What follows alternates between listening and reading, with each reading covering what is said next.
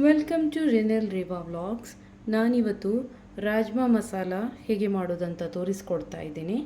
ಬನ್ನಿ ನೋಡೋಣ. ಮೊದಲಿಗೆ ಈ ರಾಜ್ಮಾವನ್ನು 8 ಗಂಟೆಗಳ ಕಾಲ ತನಕ ಚೆನ್ನಾಗಿ ನೆನೆಸಿಡಬೇಕು.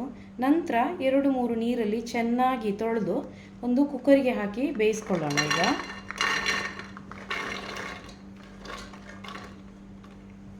ಅದಕ್ಕೆ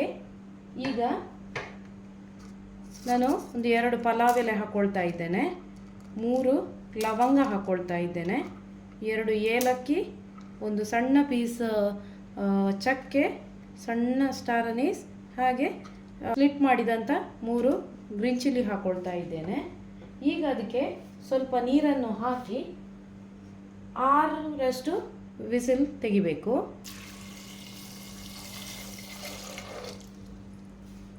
ಸ್ವಲ್ಪ ಉಪ್ಪನ್ನು ಹಾಕ್ಕೊಳ್ಬೇಕು. ನಾನಿವತ್ತು ಫ್ರೋಝನ್ ಮಾಡಿಟ್ಟಂಥ ಟೊಮೆಟೊವನ್ನು ಹಾಕ್ಕೊಳ್ತಾ ಇದ್ದೀನಿ. ನೋಡಿ, ನಾನಿದು ಫ್ರೋಝನ್ ಮಾಡಿ ಒಂದು 2-3 ತಿಂಗಳು ಜಾಸ್ತಿ ಆಯಿತು, ಫ್ರೀಝರಲ್ಲಿ ಇಟ್ಟಿದೆ.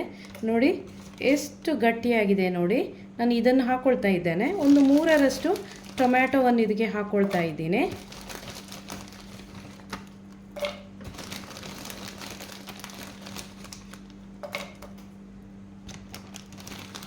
ಇದರ ವಿಡಿಯೋ ನಾನು ಆಲ್ರೆಡಿ ಮಾಡಿದ್ದೆ. ಇದು ನನ್ನ ಯೂಟ್ಯೂಬ್ ಪೇಜಲ್ಲಿದೆ, ನೀವು ಬೇಕಾದರೆ ವಿಸಿಟ್ ಮಾಡಿ ನೋಡ್ಬೋದು.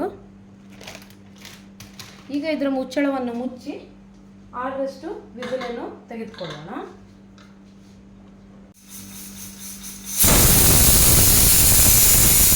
ಈಗ ಮಸಾಲೆಯನ್ನು ತಯಾರಿಸಲು ನಾವು ಮೊದಲಿಗೆ ಎಣ್ಣೆಯನ್ನು ಹಾಕ್ಕೊಳ್ಳೋಣ.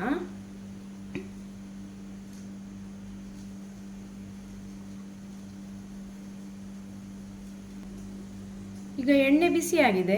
ಸಣ್ಣ ಸಣ್ಣಾಗಿ ಹೆಚ್ಚಿಟ್ಟಂಥ 2 ಮಧ್ಯಮ ಗಾತ್ರದ ಈರುಳ್ಳಿಯನ್ನು ಹಾಕ್ಕೊಳ್ತಾ ಇದ್ದೇನೆ.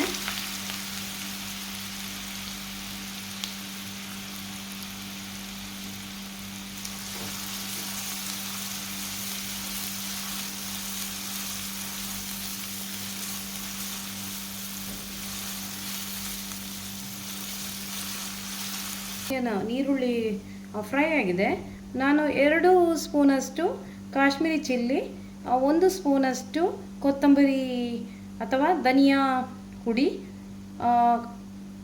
3/4 ಸ್ಪೂನಷ್ಟು ಜೀರಿಗೆ ಹುಡಿ, 1 ಸ್ಪೂನಷ್ಟು ಗರಂ ಮಸಾಲ ಮತ್ತು ಅರ್ಧ ಸ್ಪೂನಷ್ಟು ಅರಶಿಣದ ಹುಡಿಯನ್ನು ಈಗ ಹಾಕ್ಕೊಳ್ತಾ ಇದ್ದೀನಿ. ಇದಕ್ಕೆ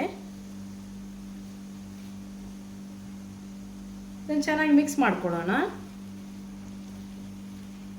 ಈಗ ಮಸಾಲ ಎಲ್ಲ ಚೆನ್ನಾಗಿ ಫ್ರೈ ಆಗಿದೆ. ಇದು ಸ್ವಲ್ಪ ಬಿಸಿ ಕಮ್ಮಿ ಮಾಡಬೇಕು. ಎಣ್ಣೆಯಲ್ಲಿ ಮಸಾಲವನ್ನೆಲ್ಲ ಹುರಿದಾಗಿದೆ.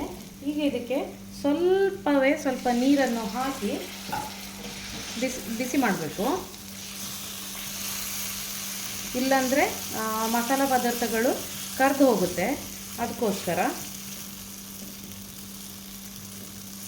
ನೋಡಿ ಎಷ್ಟು ಚೆನ್ನಾಗಿ ಮಸಾಲೆ ರೆಡಿಯಾಗಿದೆ. ನೋಡಿ, ಇದಕ್ಕೆ ಈಗ ನಾವು ಬೇಯಿಸಿಟ್ಟಂಥ ರಾಜ್ಮಾವನ್ನು ಹಾಕ್ಕೊಡೋಣ. 6-7 ವಿಸಿಲ್ ತೆಗೆದಂಥ ರಾಜ್ಮಾ ನೋಡಿ ಎಷ್ಟು ಚೆನ್ನಾಗಿ ಬೆಂದಿದೆ. ಈ ಥರ ಸಾಫ್ಟಾಗಿ ಬರಬೇಕು, ಆಗಲೇ ಅದು ಟೇಸ್ಟ್ ಆಗೋದು. ಈಗ ಇದನ್ನು ನಾವು ವಿಸಿಲ್ ತೆಗೆದಿಟ್ಟಂಥ ಇದನ್ನು ಹಾಕ್ಕೊಳ್ಳೋಣ. ಇದಕ್ಕೆ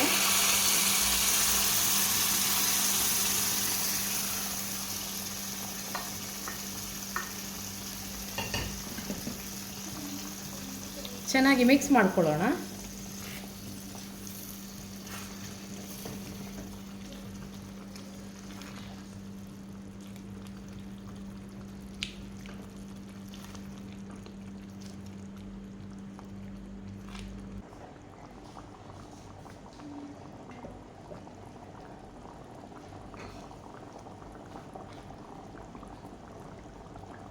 ನೋಡಿ, ಒಳ್ಳೆ ಕುದಿ ಬರ್ತಾ ಇದೆ.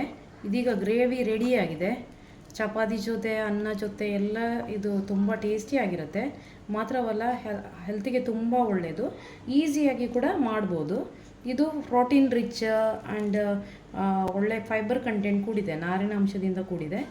ಆದ್ದರಿಂದ ಹೆಲ್ತಿಗೆ ತುಂಬ ಒಳ್ಳೆಯದು ಇದು ರಾಜ್ಮಾ. ಸೊ ನೀವು ಕೂಡ ಮನೆಯಲ್ಲಿ ಮಾಡಿ ಟ್ರೈ ಮಾಡಿ.